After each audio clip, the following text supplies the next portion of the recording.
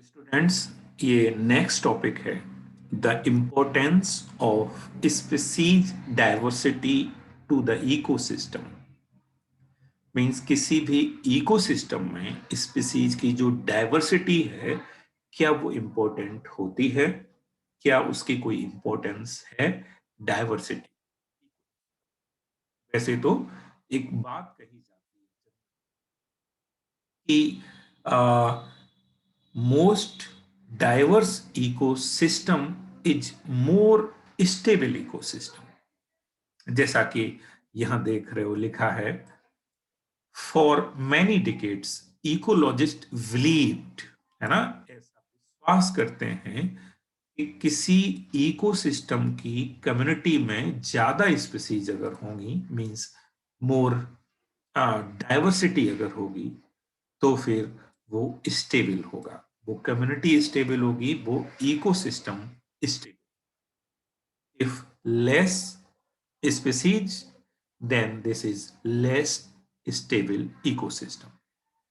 वैसे जो इकोसिस्टम की फंक्शनिंग है, जो इकोसिस्टम का काम है, फंक्शनिंग है, क्या कम्युनिटी की जो डाइवर्सिटी है उस पर डिपेंड करता है? दरअसल साइंटिस्ट के पास ऐसा कोई डेफिनेट आंसर तो नहीं है, लेकिन फिर भी वो ऐसा बिलीव करते हैं, ऐसा विश्वास करते हैं कि जहां डाइवर्सिटी ज्यादा होगी, जहां स्पीसीज ज्यादा होंगी, वो कम्युनिटी ज्यादा स्टेबल होगी।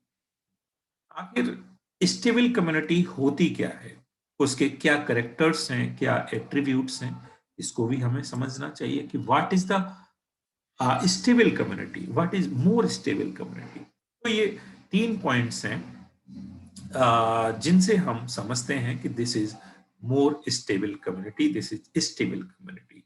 पहली बात तो ये है कि जो स्टेबल कम्युनिटी होगी उसकी प्रोडक्टिविटी में वेरिएशन नहीं होता। इस साल इस एनुअली जो प्रोडक्टिविटी थी, अगले साल भी लगभग उतनी ही प्रोडक्टिविटी होगी। बायोमास की प्रोडक्टिविटी की बात कर रहे हैं, तो साल दर साल एनुअली हम देखेंगे तो प्रोडक्टिविटी लगभग सेम होती है, वेरिएशन काफी कम होता है। ओके।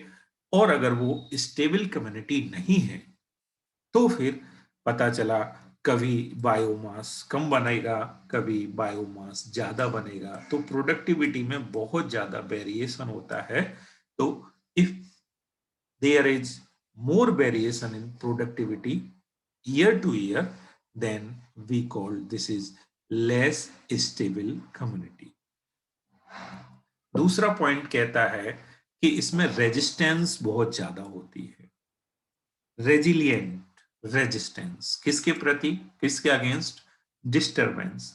कोई भी डिस्टरबेंस हो, चाहे वो नेचुरल डिस्टरबेंस हो, चाहे वो मैन मेड डिस्टरबेंस हो, लेकिन जो स्टेबल कम्युनिटी होगी उस डिस्टरबेंस से वो डिस्ट्रॉय नहीं हो जाएगी, है ना। अगर वो लेस स्टेबल कम्युनिटी है तो किसी भी डिस्टरबेंस से वो कम्युनिटी जो लेस स्टेबल है वो डिस्ट्रॉय हो जाएगी, और जो मोर स्टेबल है वो डिस्ट्रॉय नहीं होगी, है ना, क्योंकि बहुत ज्यादा रेजिस्टेंस। तीसरी बात है कि आपने एलियन स्पीसीज का नाम तो सुना ही है, जैसे हमने पार्थेनियम का नाम सुना, कैरेट ग्रास।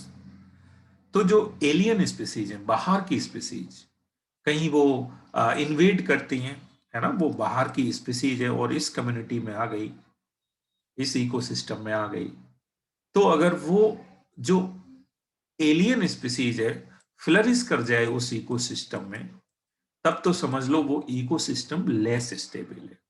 और वो फ्लरिश ना कर पाए, बाहर की स्पीसीज आई लेकिन वो ज्यादा उसको वो नहीं मिला, स्पेस नहीं मिला, है ना, ज्यादा स्पेस नहीं मिला, तो इसका मतलब वो कम्युनिटी कैसी है? स्टेबल कम्युनिटी है। तो it must also be resistant to invasion of alien species.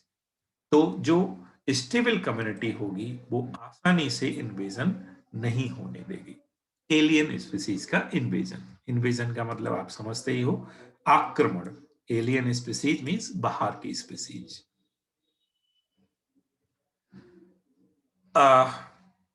भले ही हमने ये एट्रीब्यूट्स पढ़े अभी कि कोई भी स्टेबल कम्युनिटी तब कही जाती है जब उसके पास ये तीन एट्रीब्यूट्स होते हैं जो अभी हमने देखे, एक प्रोडक्टिविटी वाला और दो रेजिस्टेंस वाले। लेकिन ये डायरेक्टली कैसे कनेक्ट करते हैं, कैसे लिंक करते हैं स्पीसीज की रिचनेस के साथ?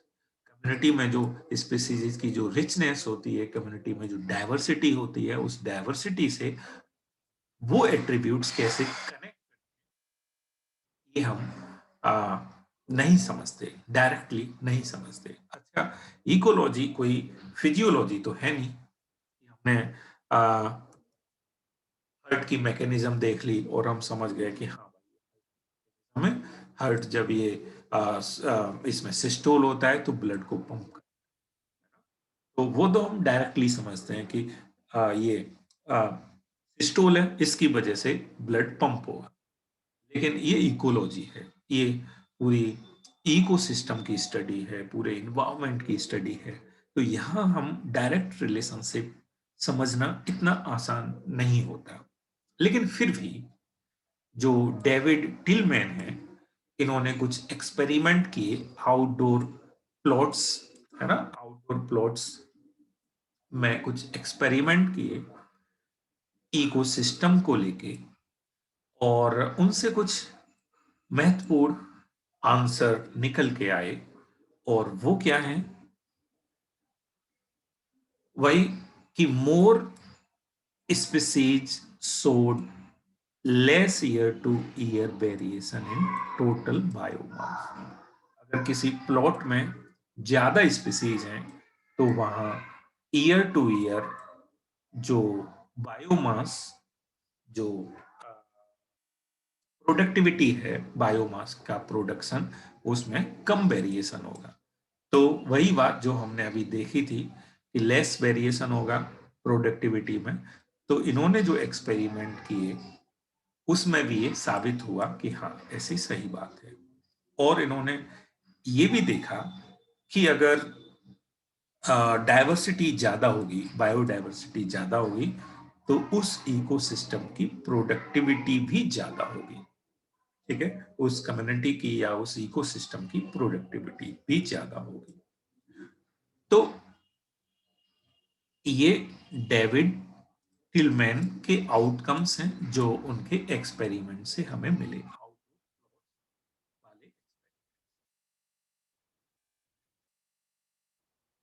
लेकिन फिर भी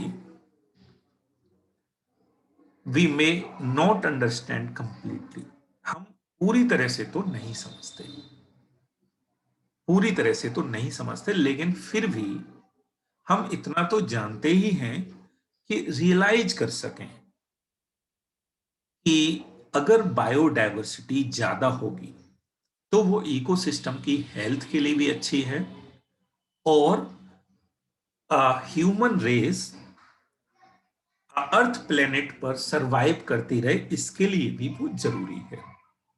भले ही हम पूरी तरह से तो नहीं समझते, लेकिन फिर भी इतना जानते हैं कि रियलाइज कर सकें कि इकोसिस्टम की हेल्थ के लिए बायोडायवर्सिटी, रिच बायोडायवर्सिटी जरूरी है। साथ ही साथ ह्यूमन रेस के सर्वाइवल के लिए भी, ह्यूमन रेस सर्वाइव करती रहे प्लेनेट अर्थ पर, इसके लिए भी रिच बायोडायवर्सिटी नेसेसरी है, जरूरी है। At a time when we are losing species at an alarming pace,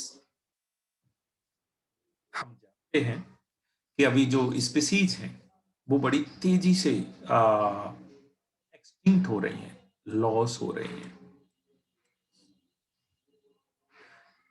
किसी के दिमाग में ये क्वेश्चन भी आ सकता है कि ये जो स्पीसीज गायब हो रही हैं, स्पीसीज जो एक्सटिंक्ट हो रही हैं बड़ी तेजी से, क्या इनसे कुछ फर्क पड़ता है? कुछ स्पीसीज अगर एक्सटिंक्ट भी हो जाएं, क्या इनसे कुछ फर्क पड़ता भी है? रियली फर्क पड़ता है क्या? जैसे कि अगर वेस्टर्न घाट से एक ट्री फ्रॉग एक्सटिंक्ट हो गया, तो क्या वेस्टर्न घाट कम फंक्शनल हो जाएगा? वेस्टर्न घाट जो इकोसिस्टम है क्या लेस फंक्शनल हो जाएगा? क्या अर्थ पर जो कि 20,000 आंट की स्पीसीज हैं, चींटियां 20,000 स्पीसीज हैं और 15,000 रह जाएं, तो क्या हमारी जो क्वालिटी ऑफ लाइफ है अफेक्ट होगी इससे? और होगी तो कैसे होगी? तो इस कोई डायरेक्ट आंसर तो है नहीं ऐसे अजीब अजीब क्वेश्चंस का, ऐसे नाइव क्वेश्चन का, but we can develop a proper perspective through a analogy, through an analogy. लेकिन फिर भी हम एक प्रॉपर पर्सपेक्टिव डेवलप कर सकते हैं एक एनालॉजी से। जैसे क्या होता है ना, कोई चीज समझानी हो और वो समझ नहीं आ रही हो, तो क्या होता है क्लास में हम किसी एग्जाम्पल को देखते हैं, है ना? बात कर रहे हैं लाइफ के बारे में, बात कर रहे हैं फिजिक्स के बारे में, लेकिन समझाने के लिए एक एनालॉजी ले लेते हैं आम लाइफ से। ऐसे ही यहाँ भी इस कठिन से, इस बहुत ही कॉम्प्लेक्स से क्वेश्चन का जवाब के लिए हम एक एनालॉजी, सिंपल सी एनालॉजी यूज कर रहे हैं, और इस एनालॉजी का नाम है rivet popper hypothesis. Rivet popper hypothesis. और ये जो स्टैनफोर्ड के इकोलॉजिस्ट या बायोलॉजिस्ट पॉल एलरिक ने जो डेवलप की थी, इसको एक बार देखते हैं।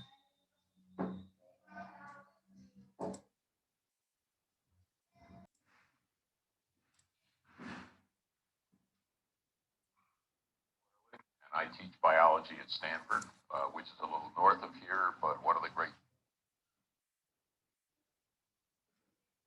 तो पॉल एलरिक का जो ये हाइपोथेसिस है, रिवेट पॉपर हाइपोथेसिस, रिवेट का मीन होता है वो जो कीलें जिनसे चीजों को जोड़ा जाता है। जैसे ये एरोप्लेन देख रहे हैं, ये जो कीलें देख रहे हैं, बसों में भी आपने देखा होगा, इनको हम बोलते हैं रिवेट।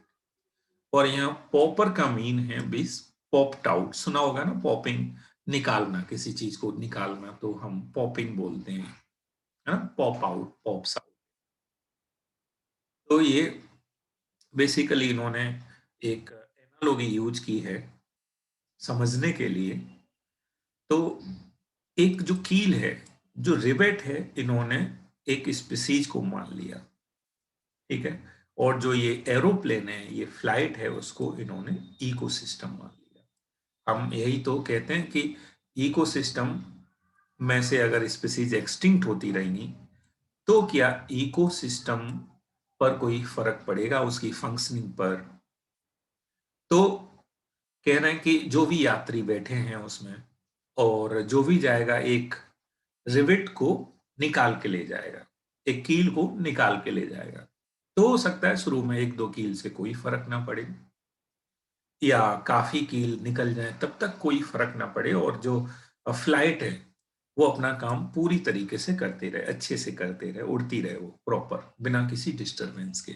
लेकिन एक समय ऐसा आएगा कि अब नेक्स्ट कील जैसे ही निकाली, नेक्स्ट रिविट जैसे ही पॉप आउट हुई, वैसे ही जो कंडीशन है एरोप्लेन की, फ्लाइट की, वो क्रिटिकल हो गई, है ना? और ये उस केस में तो और ज्यादा महत्वपूर्ण होगा, जब वो कील किसी इंपॉर्टेंट पार्ट की निकाल ली जाए, जैसे विंग्स की, विंग से कील कुछ निकाल ली जाए। अगर वो सीट, अंदर जो सीट्स हैं, अंदर जो बैठने की जगह है, वहां से निकाली जाए, वहां से अगर 100 कील निकालनी तो फर्क ना पड़े, लेकिन विंग से 100 कील निकालनी तो जल्दी फर्क पड़ सकता है। अब विंग रिवेट का क्या मतलब हुआ? की स्पीसीज, कुछ स्पीसीज जो इकोसिस्टम में बहुत ज्यादा महत्वपूर्ण होती हैं, जैसे कि टाइगर या लॉइन, है ना? हम जानते हैं किसी भी इकोसिस्टम में जो टॉप कंज्यूमर होते हैं, टॉप कार्निवोर होते हैं, है ना, वो कुछ ही होते हैं।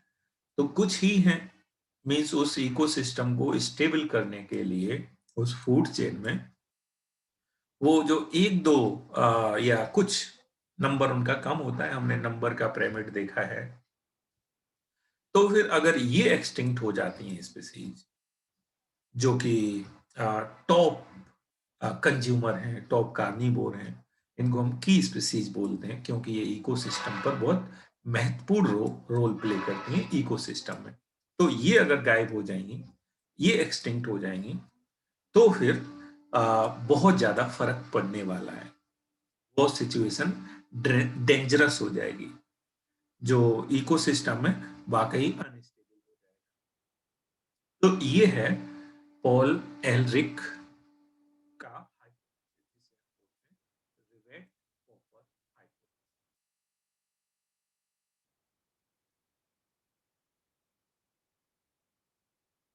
In an airplane ecosystem, airplane को हमने इकोसिस्टम मान लिया, एनसीईआरटी में लिखा हुआ है all parts are joint together using 1000 rivets.